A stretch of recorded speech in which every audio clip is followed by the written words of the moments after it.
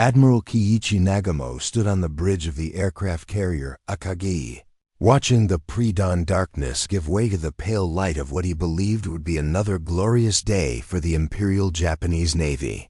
The salty, Pacific breeze carried with it the confidence of a man who had never tasted defeat, whose carrier strike force had swept across the ocean like an unstoppable tsunami of steel and fire.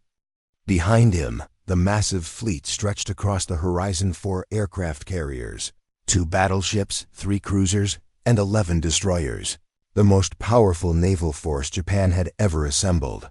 The morning sun painted the waters crimson as Nagamo reviewed the intelligence reports. One final time.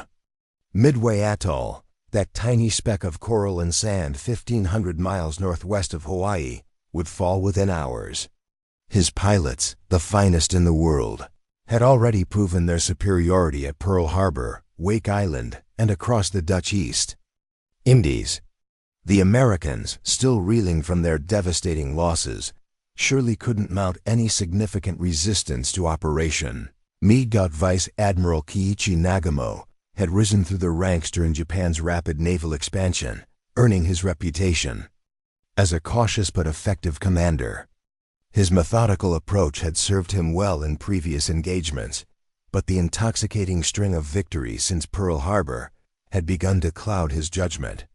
The intelligence briefings spoke of minimal American presence at Midway, perhaps a few outdated aircraft and a skeleton garrison that would crumble under the weight of Japanese firepower. What Nagamo didn't know, what none of the Japanese commanders suspected, was that Commander Joseph Rochefort and his team of codebreakers at Station HYPO in Pearl Harbor had been reading their encrypted communications for weeks.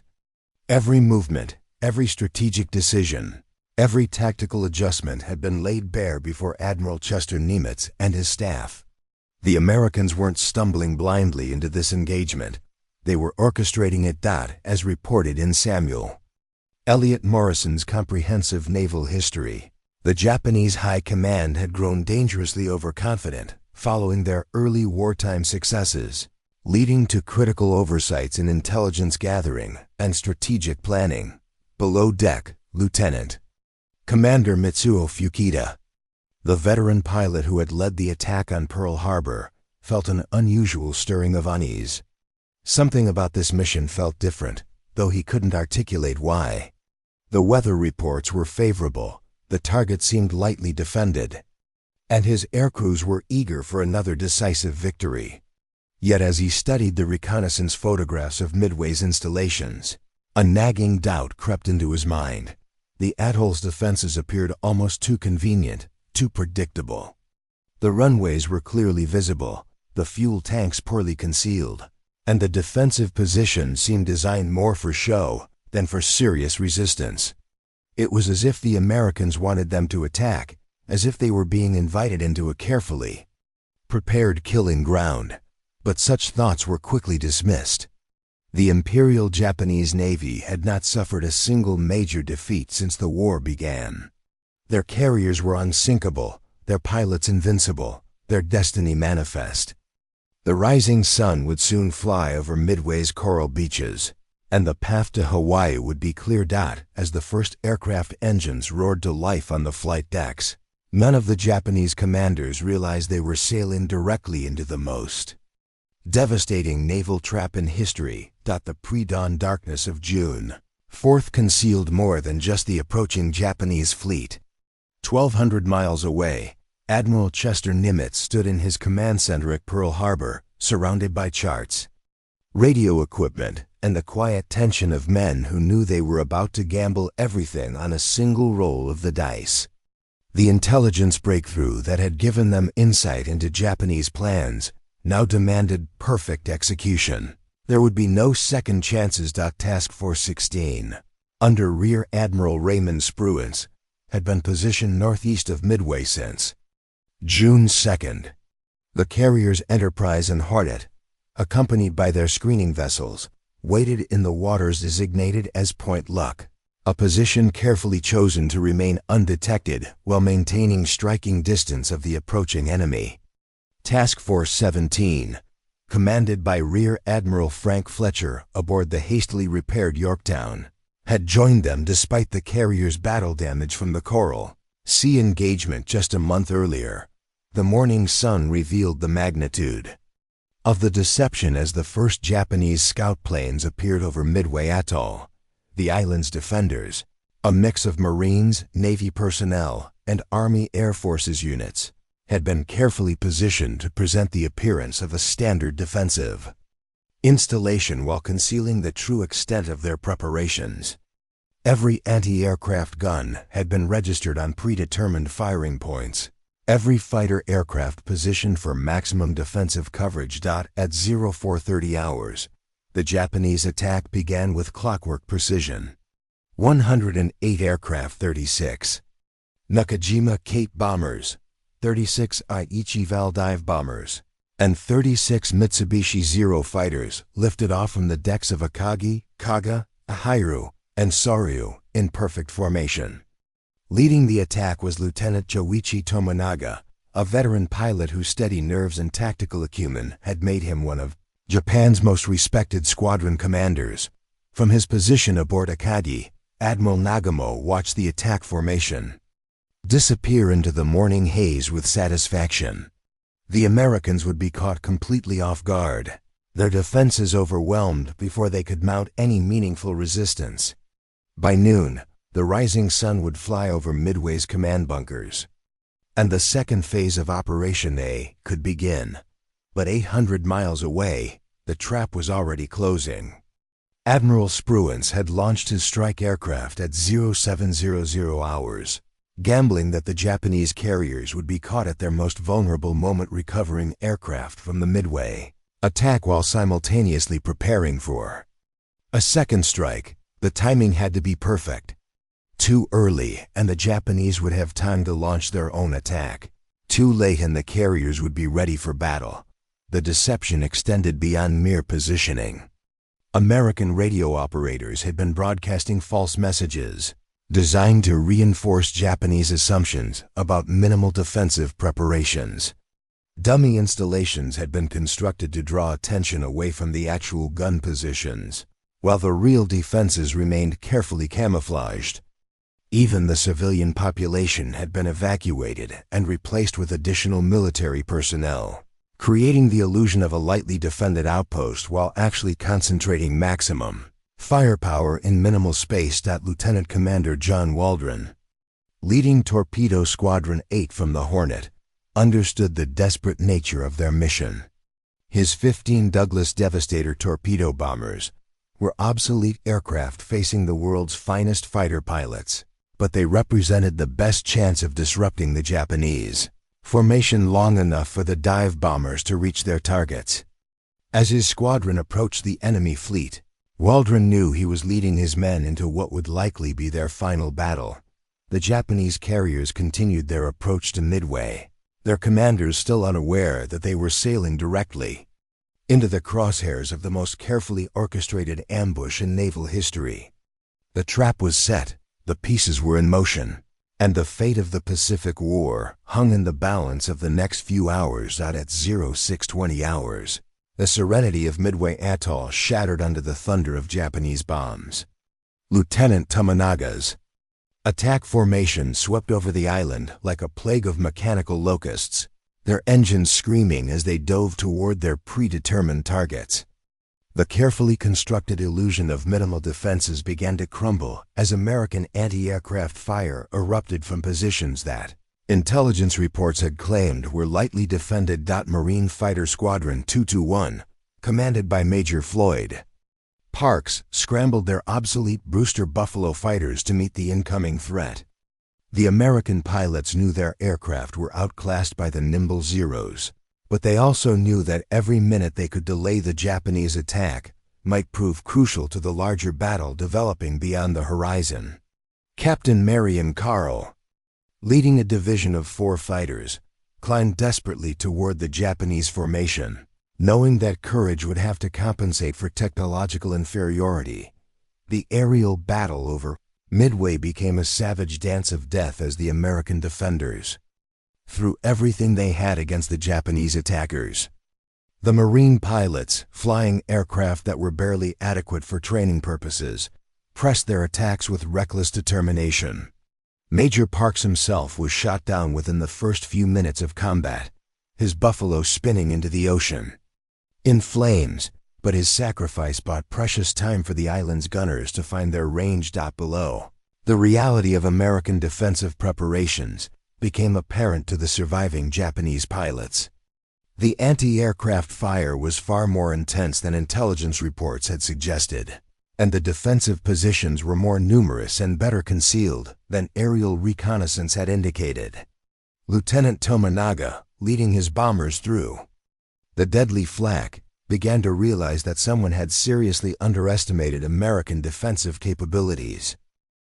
Ground installations that had appeared vulnerable from reconnaissance photographs revealed themselves to be hardened bunkers, surrounded by carefully positioned gun emplacements.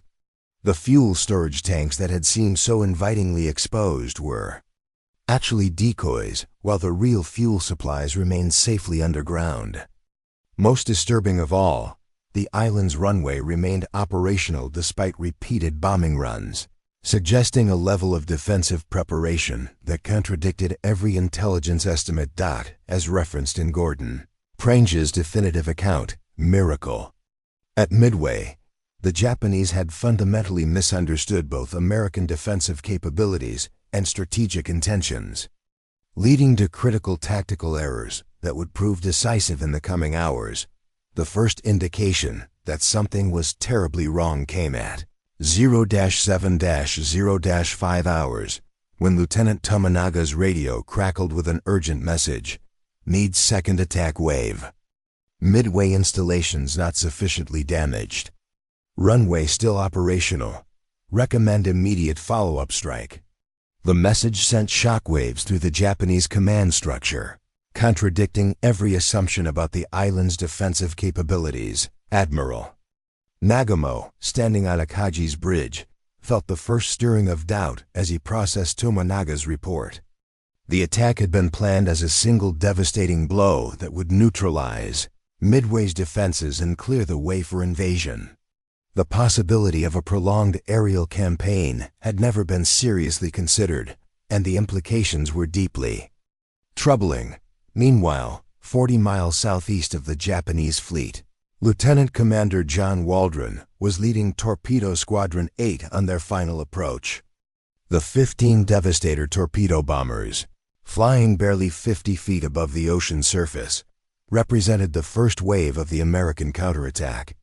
Waldron had already spotted the enemy carriers in the distance, their distinctive silhouettes unmistakable against the morning sky. The Japanese had expected to catch the Americans sleeping, but instead found themselves facing an enemy that seemed to anticipate their every move. The trap was beginning to close, though Admiral Nagamo and his staff remained unaware of the full scope of the American deception. The first blood had been spilled over Midway's coral beaches, but the real battle was just beginning. At 07:15 hours, Admiral Nagamo faced the first critical decision that would determine the fate of his fleet. Lieutenant Tominaga's urgent request for a second strike on Midway directly contradicted the carefully orchestrated timeline of Operation Me. The Japanese plan had called for a single devastating attack on the island's defenses, followed immediately by the recovery of aircraft in preparation for engaging any American naval forces that might appear. Now, with Midway's runway still operational and its defenses more formidable than anticipated, Nagamo found himself forced to choose between competing priorities. The Admiral's dilemma was compounded by the disposition of his reserve aircraft. Half of his attack planes had been held back with armor-piercing bombs and torpedoes, specifically prepared for engaging American warships. The other half carried general-purpose bombs suitable for land targets. If he ordered the second strike on Midway, the anti-ship weapons would need to be removed and replaced with bombs, a process that would require at least an hour of intensive work by the deck crews. Standing beside Nagamo on Akaji's bridge, Commander Minoru Genda, the brilliant tactical planner who had designed the Pearl Harbor attack, urged caution. His instincts honed by months of successful operations, whispered warnings about the unusual defensive preparations they had encountered. But Chief of Staff Rear Admiral Runosu Kosaka argued forcefully for the immediate neutralization of Midway's airfield, pointing out that any remaining American aircraft posed a continuous threat to the fleet. The decision to rearm for a second land attack was made at 0-7-40-5 hours, sealing the fate of the Japanese carrier force. As hundreds of deck crew members began the laborious process of moving bombs and torpedoes, the carriers entered their most vulnerable state crowded. Flight decks, open ammunition stores, and fuel lines snaking across every available space. The efficiency that had made the Japanese Navy legendary now worked against them, as their own preparedness created a floating powder keg. What none of the Japanese commanders knew was that their morning reconnaissance flights had failed to detect Task Force 16. The American carriers, positioned northeast of Midway at Point Luck, had remained hidden beneath a convenient cloud cover while launching their own strike aircraft. Admiral Spruance, aboard the Enterprise, had already committed his forces to the attack, gambling everything on precise timing and the element of surprise. Lieutenant Commander Wade McCluskey, leading Enterprise's dive bomber squadrons, was at that moment searching the empty ocean for the Japanese fleet. His 37 Douglas Dauntless dive bombers had been flying for over an hour, following the predicted course of the enemy carriers, but finding only empty sea. Fuel gauges were approaching the point of no return, and McCluskey faced his own crucial decision: continue the search or return to base with the mission unfulfilled. The breakthrough came at 0-9-50-5 hours when McCluskey spotted the wake of the Japanese destroyer Arashi, racing northward to rejoin the main fleet after dropping depth charges on the American submarine Nautilus. Following the destroyer's course, McCluskey's dive bombers finally located their targets, 4 Japanese carriers arrayed in a perfect box formation, their decks crowded with aircraft, fuel, and ammunition. Below, aboard the Japanese carriers, the rearming process continued with mechanical precision. Torpedoes were being removed from aircraft and replaced with bombs, while fuel trucks moved between parked planes, topping off tanks for the planned second strike. The scene was repeated on all 4 carriers, Akagi, Kaga, Hiryu, and Soryu, each one a floating arsenal prepared for maximum destructive power, but also maximum vulnerability. Admiral Nagamo, still unaware of the approaching American aircraft, was reviewing the latest reports from his scout planes when the first bombs began to fall. The trap that had been months in the making was finally springing closed, catching the Japanese fleet at the precise moment when they were least prepared to defend themselves. The next few minutes would determine not just the outcome of the Battle of Midway, but the entire course of the Pacific War. The morning sun reached its zenith as Lieutenant Commander Wade McCluskey rolled his Douglas Dauntless dive bomber into a near-vertical descent toward the Japanese carrier Kaga from 15,000 feet. The enemy fleet spread below him like a meticulously arranged model, each ship perfectly positioned in the defensive formation that had seemed impregnable just moments before. The irony was not lost on McCluskey. The same tactical precision that had made the Japanese Navy legendary was now making his targeting solution absurdly simple. Time seemed suspended as the American dive bombers screamed downward through the thin Pacific air. The Japanese carriers, caught in the middle of rearming operations, presented targets that no pilot could miss. Flight decks crowded with aircraft, fuel lines snaking between parked planes, and ammunition carts positioned for maximum efficiency, had transformed each carrier into a floating bomb waiting for a fuse. Aboard the Akagi, Admiral Nagamo was reviewing intelligence reports when the first lookout's shout shattered the morning calm. Dive bombers! Enemy dive bombers approaching from the southwest. The words struck the bridge crew like a physical blow, their implications too terrible to immediately comprehend. How could American aircraft be attacking when their carriers were supposed to be hundreds of miles away? Commander Minoru Genda, the tactical genius who had planned Pearl Harbor, understood instantly that they had been outmaneuvered. The American carriers hadn't been caught sleeping at Pearl Harbor. They had been deliberately positioned to spring this trap. Every assumption about American capabilities, every intelligence estimate about enemy intentions, had been catastrophically wrong. The first bomb struck Kaga at 10:24 hours, penetrating the flight deck and exploding in the hangar bay among fully fueled aircraft. The blast was followed immediately by a chain reaction of secondary explosions as aviation gasoline ignited, sending a column of flame and smoke boiling upward through the shattered flight deck. Within seconds, the pride of the Japanese carrier fleet was transformed into a floating inferno. Lieutenant Richard Best, diving toward the flagship Akagi, watched through his bomb sight as the enemy carrier grew larger and larger in his view. The ship's anti-aircraft guns had finally found their range, filling the air around his Dauntless with deadly bursts of flak, but Best held his dive steady until the last possible moment. His 1,000-pound bomb struck just after the midships elevator, the explosion igniting fuel and ammunition stores that had been prepared for the second strike on Midway. The scene aboard Akagi's bridge became one of organized chaos as damage control reports flooded in from throughout the ship. Fire was spreading through the hangar bays, ammunition was cooking off in continuous explosions, and the flight deck was warping under the intense heat. Captain Taijiro Aoki, the carrier's commanding officer, found himself facing a decision no naval officer ever wanted to make: whether to abandon his ship or continue fighting a fire that seemed beyond control. Simultaneously, Lieutenant Commander Maxwell Leslie was leading his squadron from the Yorktown against the carrier Soryu. The Japanese ship, like her sisters, was caught with her deck crowded with aircraft being prepared for the second Midway strike. Leslie's bomb struck near the forward elevator, and within minutes, Soryu was ablaze from stem to stern. The carrier that had launched aircraft against Pearl Harbor was now a funeral pyre visible for 50 miles across the Pacific.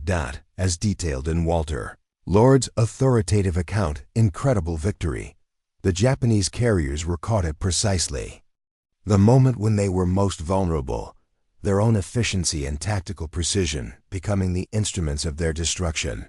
The fourth carrier, Hiru, managed to launch a desperate counterattack even as her sister ships burned around her. Admiral Taman Yamaguchi, commanding the 2nd Carrier Division, ordered every available aircraft into the air, knowing that his only chance for survival lay in striking back at the American fleet before his own ship joined the conflagration. But the damage was already decisive. In the space of 5 minutes, 3 of Japan's 4 fleet carriers had been reduced to burning hulks. The pilots who had terrorized the Pacific for 6 months were now trapped aboard sinking ships, their aircraft destroyed before they could launch. The trap had been sprung with devastating efficiency, and the Imperial Japanese Navy was discovering that their myth of invincibility was exactly that, a myth. The fires consuming the Japanese fleet lit up the midday sky like a premature sunset. Visible proof that the tide of war in the Pacific had just turned.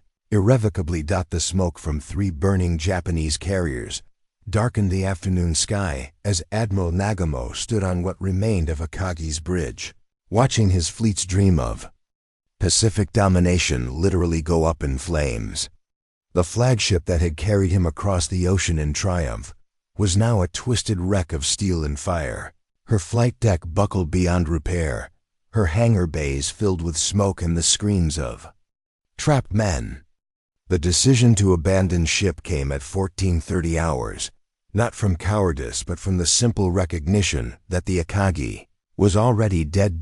The transfer of command to the cruiser Nagara represented more than just a tactical necessity. It symbolized the complete collapse of Japanese naval supremacy in the Pacific. The carrier force that had seemed invincible just hours before was now reduced to a single operational flat top, the Hiryu, and even she was fighting for survival against overwhelming odds. Admiral Taman Yamaguchi, commanding the second carrier. Division from the bridge of Hiryu, refused to accept defeat. A graduate of the Naval War College and former naval attached to the United States, Yamaguchi understood American capabilities better than most of his colleagues.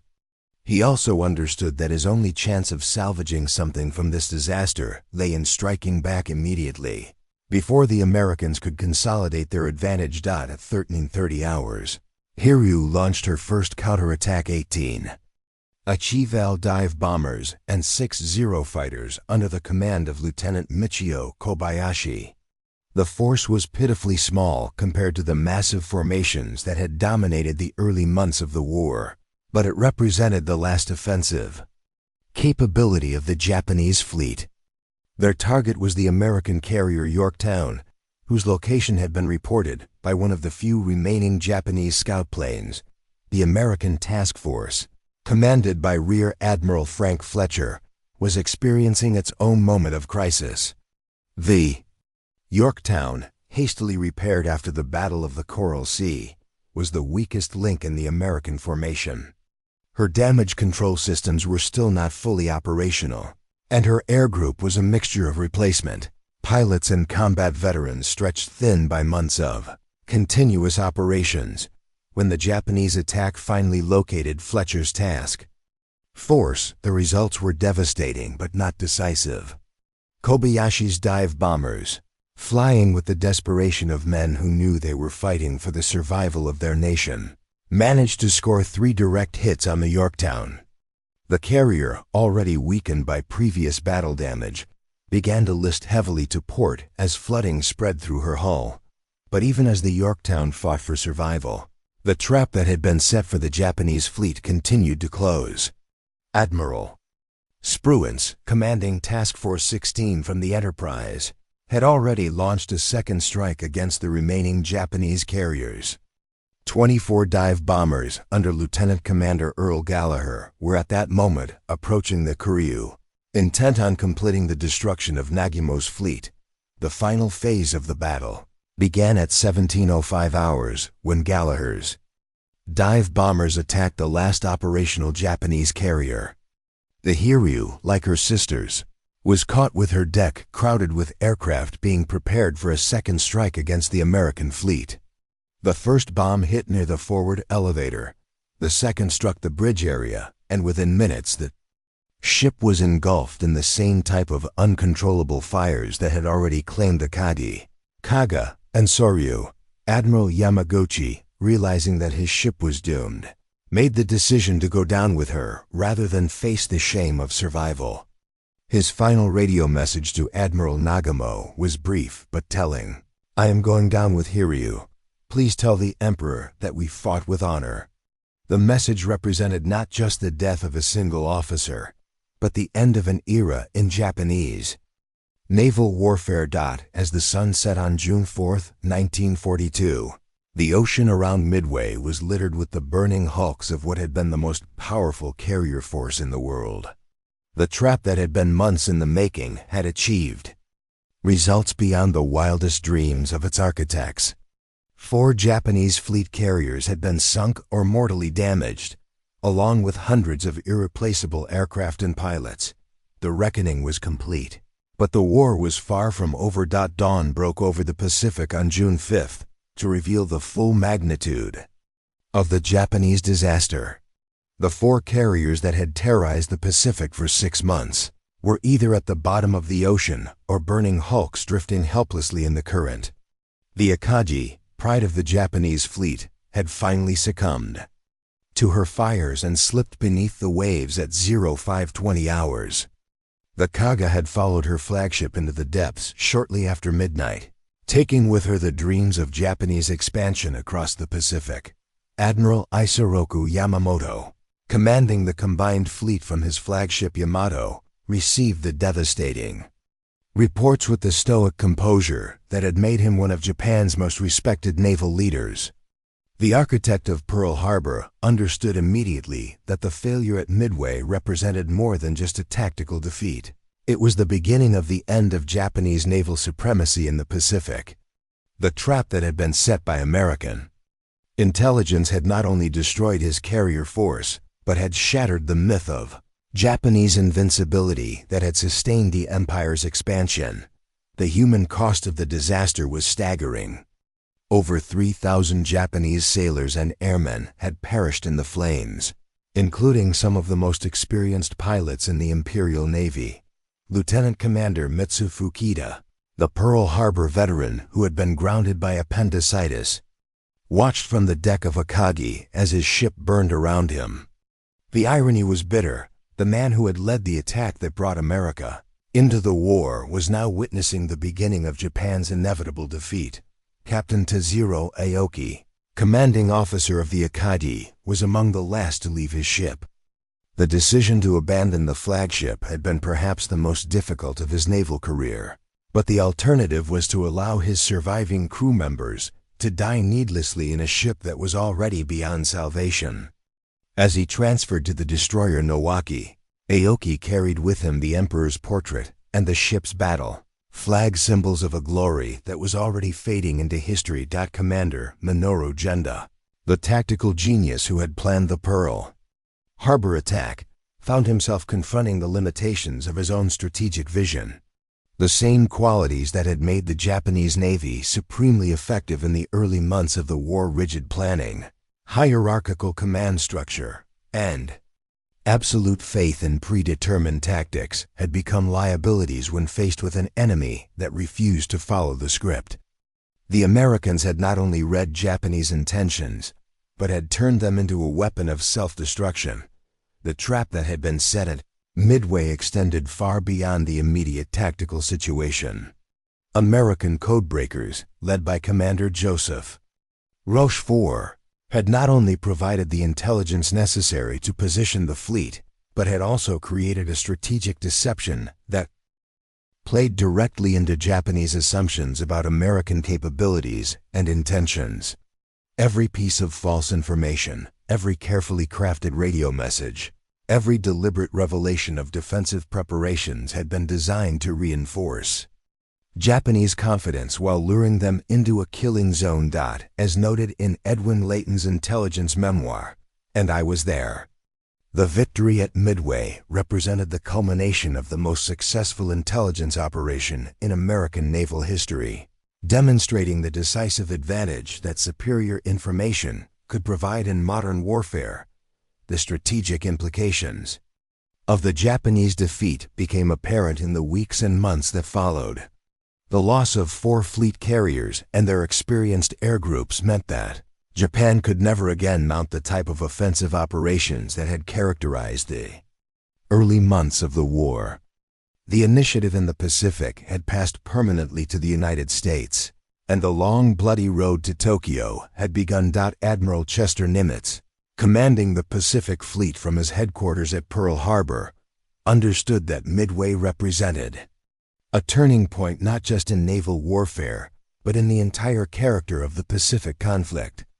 The Japanese had demonstrated their ability to strike decisively and devastatingly, but they had also revealed their inability to adapt when their carefully laid plans encountered unexpected resistance. The fires that consumed the Japanese fleet at Midway did more than destroy ships and aircraft. They burned away the illusion of Japanese invincibility that had sustained the empire's expansion across the Pacific. The trap had been set, sprung, and executed with devastating efficiency, proving that superior intelligence, careful planning, and tactical flexibility could overcome even the most formidable enemy. The ashes of the Japanese carrier force settled slowly into the deep Pacific waters, carrying with them the dreams of an empire that had reached too far and grasped too much. The trap at Midway had caught more than just a fleet. It had captured the overconfidence and strategic blindness that would ultimately doom the Japanese war effort. In the years that followed, military historians would study the Battle of Midway as a perfect example of how intelligence, deception, and tactical execution could combine to achieve decisive victory against seemingly superior forces. But for the men who fought and died in those burning ships, it was simply the moment when the tide of war turned irrevocably against the rising sun. The trap had been sprung. The reckoning was complete, and the Pacific War had entered its final, inevitable phase.